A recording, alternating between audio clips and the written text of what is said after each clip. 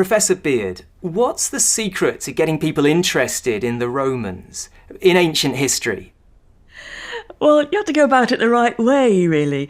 And I think that perhaps starting from rather arcane and difficult bits of literature isn't the right way. But one thing that you see in Britain is one thing that we know is that an awful lot of our culture and our geography and our place names and so on are actually formed by the Romans. You ask somebody, why do you think so many English place names end in Chester or Castor? Manchester, Doncaster.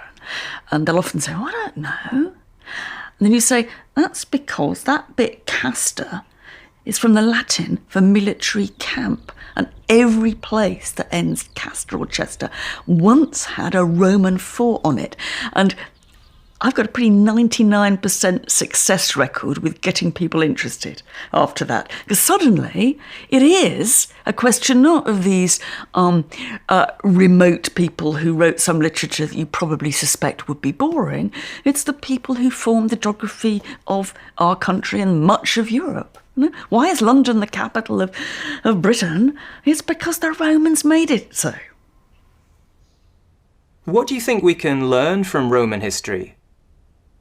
In political terms, many of the issues and questions and dilemmas that we face now were faced by the Romans, and in many ways we're still thinking about and using their answers. One classic example of that is a famous incident in Roman history in 63 BC, where there's a terrorist plot in the city of Rome to assassinate the political leaders, to torch the city, and to take over. A revolution. And that plot is discovered by one of the most famous Romans of all, Marcus Tullius Cicero, the great orator and wit of Roman culture. And he discovers the plot, he lays it before the Senate, he then decides to execute the leading conspirators without trial, summary execution. And a couple of years later, he's exiled. Now, in many ways, that's the kind of problem we're still facing with modern responses to terrorism. How far should homeland security be more important than civil rights?